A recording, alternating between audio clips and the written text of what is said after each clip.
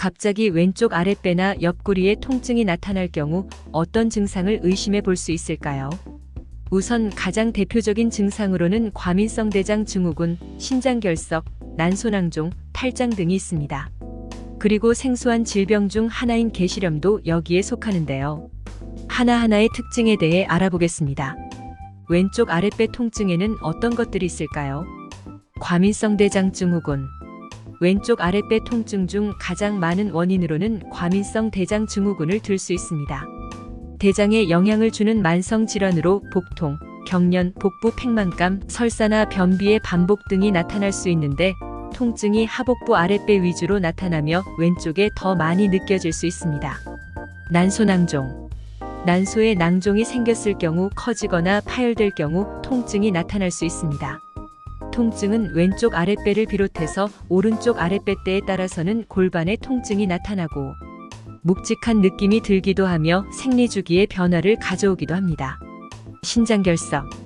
소변의 미네랄 성분이나 염분 때문이 결정화돼서 단단한 덩어리를 만드는데 이런 것들을 결석이라고 합니다. 결석이 요로를 통과하게 되면 옆구리에서 아랫배와 사타구니 쪽으로 퍼지는 심한 통증이 나타날 수 있습니다. 결석의 위치에 따라 왼쪽이 영향을 받기도 합니다. 탈장. 탈장은 장기가 근육이나 조직에 약해진 부위를 밀어낼 때 발생하는 증상입니다. 사타구니 부위에 발생하는 서해부 탈장이나 대퇴부 탈장은 왼쪽이나 오른쪽 아랫배 통증을 유발할 수 있습니다. 게시렴.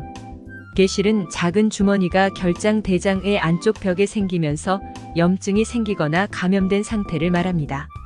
발열, 메스꺼움, 설사나 변비가 나타나고 이런 증상들과 함께 일반적으로는 왼쪽 아랫배 통증이 생기게 됩니다. 왼쪽 옆구리 통증에는 어떤 것들이 있을까요?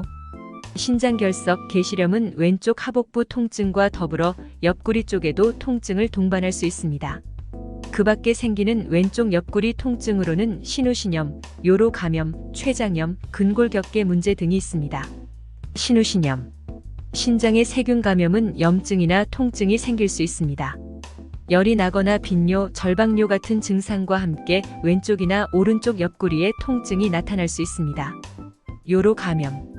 방광이나 요관을 비롯한 곳에 세균에 의해 감염이 생길 경우 배뇨 중 타는 듯한 느낌이 들거나 소변색이 뿌옇게 변하거나 피가 섞인 혈뇨가 나타나기도 합니다. 췌장염. 췌장의 염증은 옆구리 통증으로 확장될 수 있는데 메스꺼움, 구토, 상복부의 압통과 함께 왼쪽 옆구리 통증이 나타나기도 합니다. 근골격계. 왼쪽 옆구리 부위의 근육 긴장감이나 부상 등은 그 주변 부위에 통증이 생길 수 있습니다. 게시렴 원인.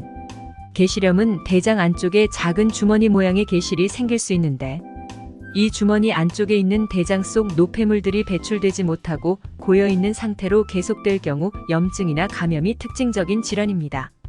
게시렴은 주로 왼쪽 아랫배 통증이 나타나지만 오른쪽에도 발생할 수도 있습니다. 발열이나 오한과 같은 염증이나 감염이 생겼을 때 나타나는 체온 상승이나 떨림이 생기기도 하며 설사와 변비와 같은 배변의 변화가 나타나기도 합니다. 메스꺼움이나 구토가 느껴질 수도 있고 복부 팽만감이나 가스가 차기도 합니다. 통증으로 인해 식욕이 떨어질 수도 있고 직장에서 출혈이 생겨서 변을 볼 때 피가 나는 혈변을 보기도 합니다. 게시렴의 원인은 명확히 밝혀지진 않았지만 섬유질이 적은 식단일 가능성이 가장 높습니다. 섬유질이 적을 경우 배변을 볼 때 변비로 인해 대장의 압력이 증가하면서 게실이라는 주머니가 만들어지는 것으로 알려져 있습니다. 노화가 될수록 발생률이 더 높아지고 대장에서 가장 좁은 부위에 상대적으로 가장 높은 압력이 쏠릴 수 있기 때문에 그런 부위에 더 잘 생길 수 있습니다. 게시렴은 장을 쉬게 해주고 수액이나 항생제 등을 사용하는 약물요법이 병행되어 치료가 됩니다. 같은 부위에 게실이 반복되거나 천공, 장폐색 등 합병증이 생기는 경우에는 수술도 고려하게 됩니다.